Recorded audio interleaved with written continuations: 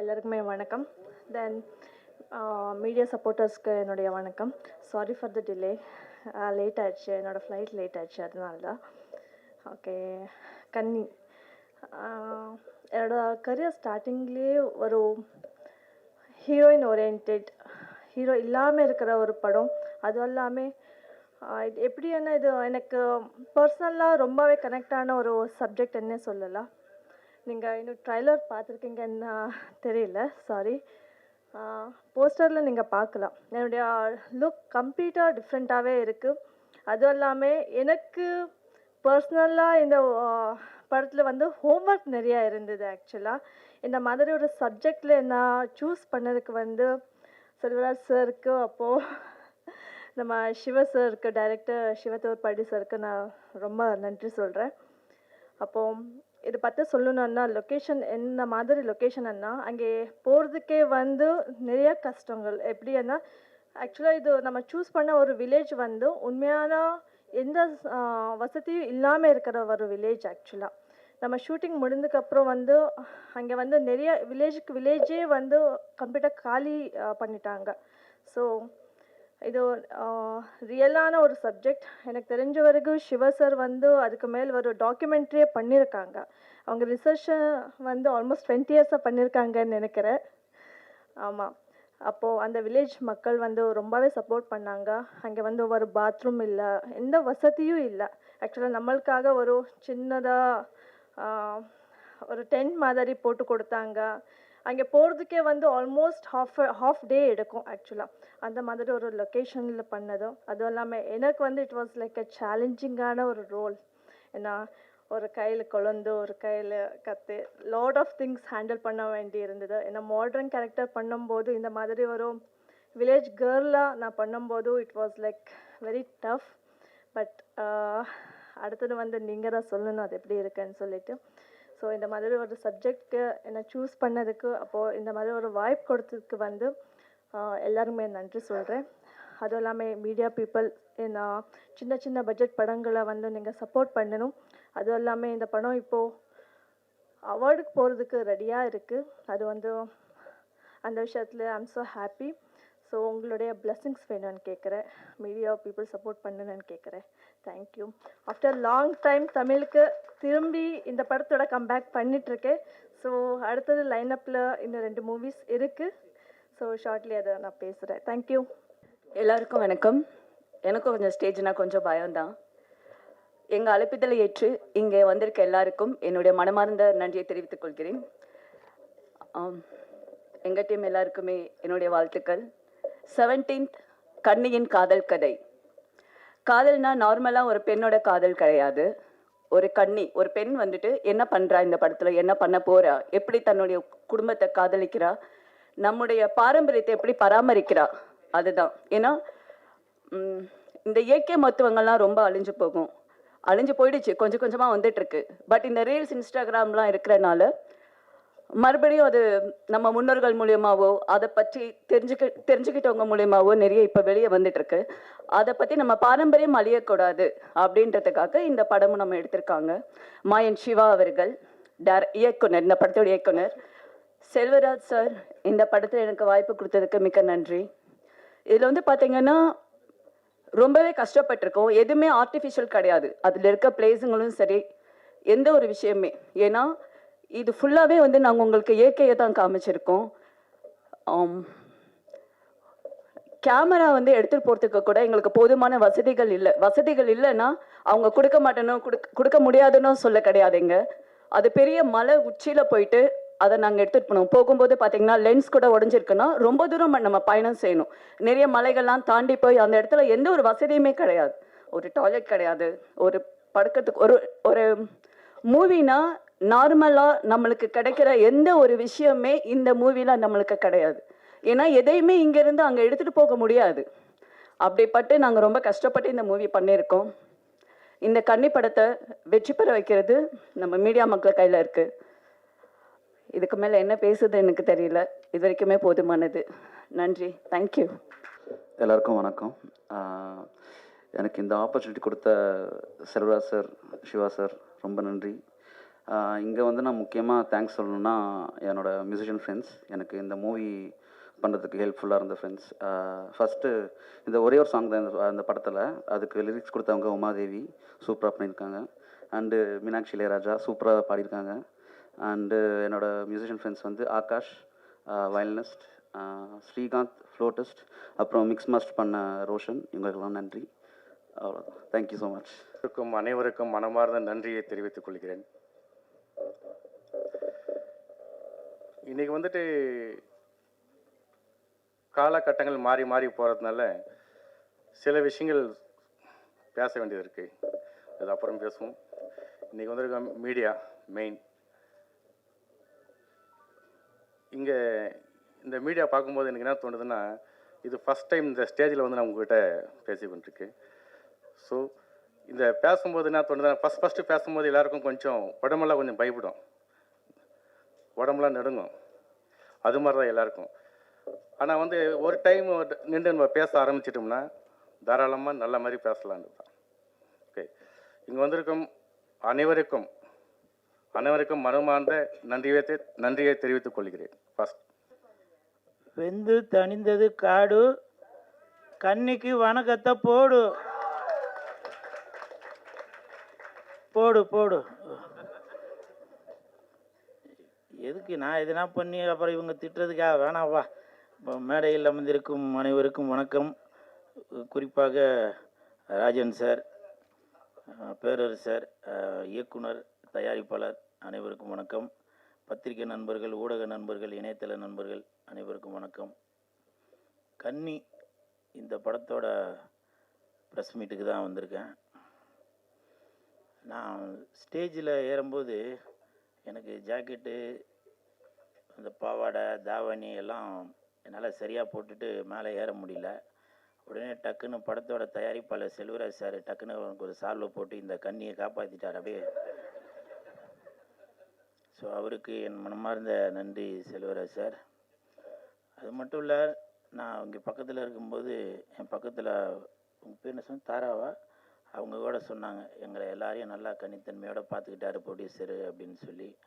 So அப்படி ஒரு தரமான தயாரிப்பாளர் செல்வராஜ் சார்.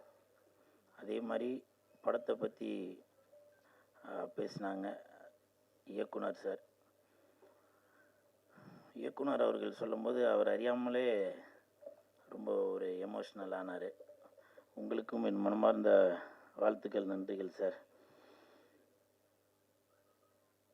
ஏன்னா ஒரு ஒரு ஒரு படம் தயாரிக்கும் போது அதில் அவ்வளோ கஷ்டங்கள் இருக்கும். அதே மாதிரி இயக்குனர்களுக்கும் அவ்வளோ கஷ்டங்கள் இருக்கும்.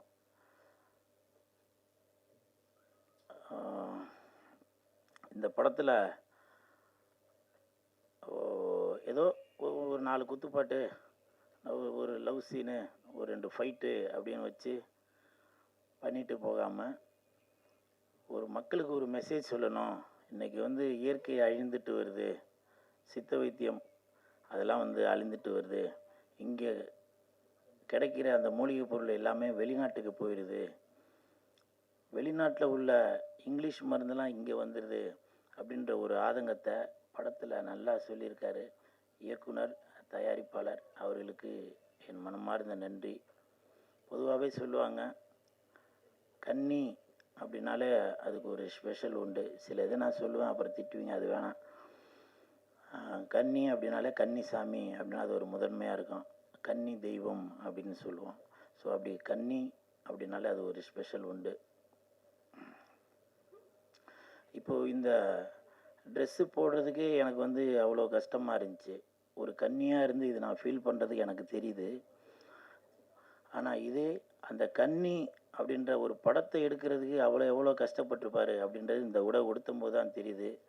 நன்றி இயக்குனர், தயாரிப்பாளர்.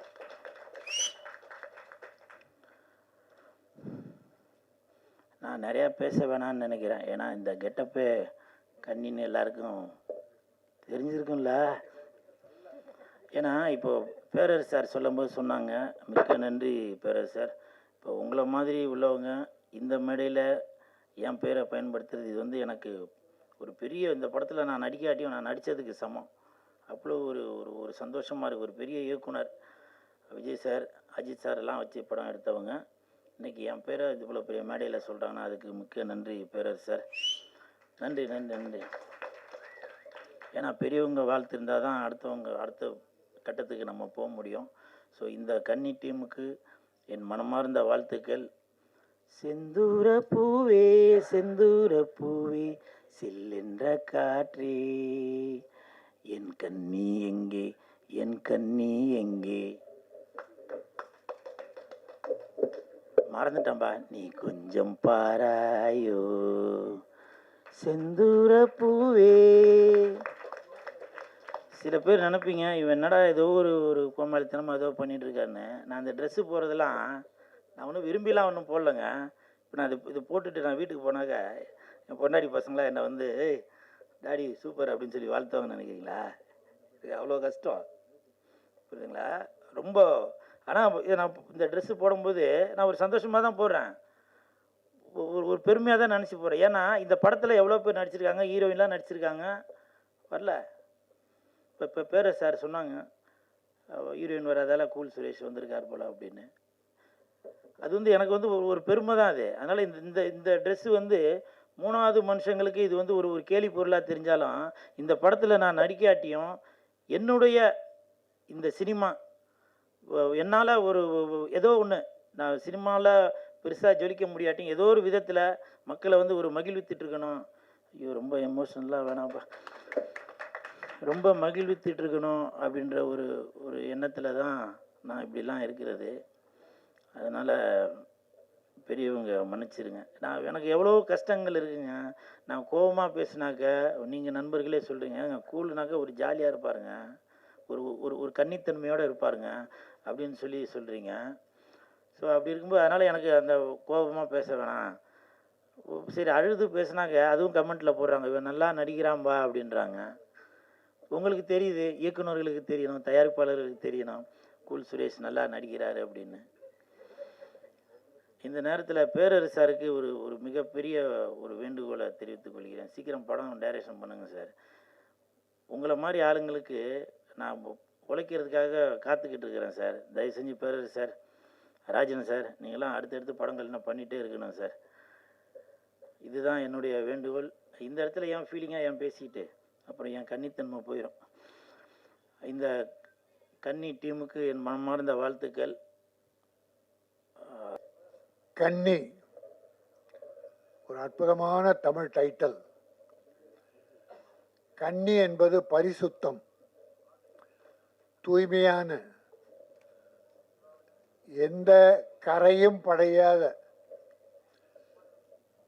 ஒரு பெண். தமிழுக்கு அது ஒரு அற்புதமான பேர். கன்னி பெண், கன்னி கழியாதவள் என்று நம்முடைய சான்றோர்கள் அழைப்பார்கள். அப்படி ஒரு அற்புதமான டைட்டிலை வைத்திருக்கிற தம்பி சிவா, மாயோன் சிவா, கூடவே ஊர் பேரை வச்சு தொரப்பாடி. மாயோனையும் மறக்கல, தொரப்பாடியும் மறக்கல நம்ம சிவா. திறமை நிறைந்திருக்கிறது, பேச்சு குறைந்திருக்கிறது, திறமை நிறைந்திருக்கிறது. அவர் தொட்டிருக்கிற கதை கரு இருக்கிறதே, தமிழ் பாரம்பரியம், தமிழ் கலாச்சாரம், தமிழ் பண்பாடு அனைத்தையும் உள்ளடக்கிய ஒரு அற்புதமான கரு. சித்த வைத்தியம். நம்முடைய பேரரசு கூட பேருரையாற்றினார். பல பேர் பேருக்கு அரசா இருப்பாங்க, பேருக்கு ஆசிரியர் பாருங்க, பேராசிரியர்னு. உண்மையிலேயே ஒரு அற்புதமான விஷயங்களை எல்லா விஷயத்தையும் தொட்டார், விளக்கம் தந்தார். அதான் அறிவுபூர்வமான விஷயம். சித்த மருத்துவம் ஒரு காலத்தில் சிதைந்து இருந்தது. யாரும் ஏறெடுத்து பார்க்காமல் இருந்தார்கள். அலோபதிக்கு போயிட்டு இருந்தாங்க. தலையில் வலினா காலில் எக்ஸ்ரே எடுப்பான் டாக்டர். ஏன்னா அவன் எக்ஸ்ரே மிஷின் சும்மா இருக்கக்கூடாது. பல டாக்டர்கள் படிச்சுட்டு வந்து கோட்டீஸ்வரன் ஆயிட்டாங்க. சித்த மருத்துவரின் சிறப்பு எப்போ தெரிஞ்சதுன்னா, கொரோனான்னு ஒரு கொடிய நோய் வந்த பிறகு படித்தவன் படிக்காதவன் அத்தனை பேரும் அலோபதிக்கு போகிறத சித்தா மருந்தை தேடி போனாங்க. இன்னைக்கும் சித்த மருத்துவ கடைகளை பார்த்தா மக்கள் நிறைஞ்சிருக்காங்க. சைடு எஃபெக்ட் இல்லாதது, உடலுக்கு வலு சேர்ப்பது. உடல் அந்த மருந்து ஒவ்வொன்றுமே இலையிலிருந்து, காயிலிருந்து, கனியிலிருந்து, வேரிலிருந்து, ஒரு மரம், நம்ம இயற்கை அன்னை தந்த அந்த மரம், செடி, கொடி, அதிலிருந்து வருகிற மருந்து. அது சத்து, அது எந்த வகையில் விஷமாகாது. அலோபதி சில நேரத்தில் பக்க விளைவை ஏற்படுத்திடும். சித்த மருந்து நம்பிக்கையோடு சாப்பிடலாம். இன்னைக்கு பாருங்க, இன்னும் ஒரு 10 வருஷத்துக்கு அப்புறம் சித்தா மிகப்பெரிய மருத்துவமனைகள் உருவாக போகுது. ஆக அந்த விஷயத்தை இந்த படத்தில் அற்புதமாக சொல்லியிருக்காரு. ஹீரோயினையும் மற்ற கேரக்டர்லாம் வச்சு எனக்கு இங்கே நான் இது ஏதோ சக்தி சரவணன் கூப்பிட்டார். நிறைய ஃபங்க்ஷன் நம்ம பிஆர்ஓ சகோதரர்கள் கூப்பிடுவாங்க. சரி, சிறுமுதல்கிட்ட படம் நம்ம போய் வாழ்த்தணும்னு நான், பேரரசு, உதயகுமார், பாக்யராஜ் வர்றோம். இந்த படத்தையே ரொம்ப சாதாரணமாக நினச்சி தான் வந்தேன். ஆனால் இந்த மேடை ஒரு அற்புதமான மேடையாக அமைந்து விட்டது. பேசின ஒவ்வொருத்தரும் ஆத்மார்த்தமாக ஆழ் மனதிலிருந்து வாழ்த்துறாங்க. நம்ம வில்லனா நடித்த தொப்பி போட்ட தம்பி இருக்காரு, அவர் தன்னுடைய அனுபவங்களை எல்லாம் மிக ஆழமாக எடுத்து சொன்னார். தயாரிப்பாளர் மீது உள்ள அக்கறையை சொன்னார். சிலர் கதை திருடுகிற வேதனையை சொன்னார். அந்த 2 பொண்ணுக்கு அப்பா நடிக்கிற தம்பி பேர்னு மணிமாறன் ஆத்மார்த்தமா பேசினார். தாரா அவங்க பேசும்போது பார்த்தேன், நம்ம படம், நாங்கள் வேலை செய்தோம், நாங்கள் எடுத்தோம், நாங்கள் லொக்கேஷன் போனோம். இந்த வார்த்தை ஒவ்வொருத்தருக்கும் வேணும். தயாரிப்பாளர் வேணும், பணம் கொடுக்கிற கருவூல மாதிரி நினைக்கிறானுங்க. தயாரிப்பாளரோட இணைந்து நடிகர்கள், இயக்குனர் முதல், இயக்குனர் முக்கியம். இயக்குனர் இல்லாமல் படமே இல்லை. அதே போல் தயாரிப்பாளர் இல்லாமல் படம் இல்லை. தயாரிப்பாளர் காசு போட்டு தேங்காய், பூ, பழம் வாங்கி பூஜை போட்டால் தான் உங்களுக்கு எல்லாருக்கும் வேலை. அதே போல் கடைசியில் பூசணிக்காய் வாங்கி உடைக்கணும், அதுக்கும் தேங்காய். இப்படி ஆடியோ ஃபங்க்ஷன் நடத்தணும். ஒரு இசையமைப்பாளர் ரூமில் போட்டு டியூன் போட்டால் அது உலகத்துக்கு பரவிடாது. அந்த தயாரிப்பாளர் அவருக்கு வேண்டிய தண்ணி பாட்டிலிருந்து எல்லாம் வாங்கி கொடுத்து டியூனை வாங்கி ஒரு கவிஞரை அழைத்து பாடல், நம்ம போல கவிஞரை அழைத்து பாடல் எழுதி வைத்து, பிறகு ஒரு நல்ல பாடகர் வைத்து பாட வைத்து, நல்ல பாடல் உருவான பிறகு அதை இப்படி இசை வெளியீட்டு விழாவுக்கு அதுக்கு ஒரு 50 லட்சம் செலவு பண்ணி அதை உலகுக்கு அறிமுகப்படுத்தினா, அது தயாரிப்பாளர் ஆரம்பத்திலிருந்து முடிவு வரை இருக்கிற செலவு. அவர் செய்த வேலைக்கு பணம் கொடுத்துட்டார். ஆக இந்த பாட்டு முழுவதும் தயாரிப்பாளர் மட்டுமே சொந்தம். அது என்ன சட்டம் என்னன்னா சொல்லட்டும். ஆன்மீகமா நினைச்சு பாருங்க, ஆத்மாவை நினைச்சு பாருங்க. எல்லாத்துக்கும் நம்ம பணம் கொடுத்துட்றோம். அதுக்குன்னு ஒரு சம்பளம் வாங்கிட்டு எனக்கு சொந்தம் சொன்னா அது பேராசை. ஆனா அக்ரிமெண்ட்ல இருந்ததுன்னா கொடுத்தாகணும்.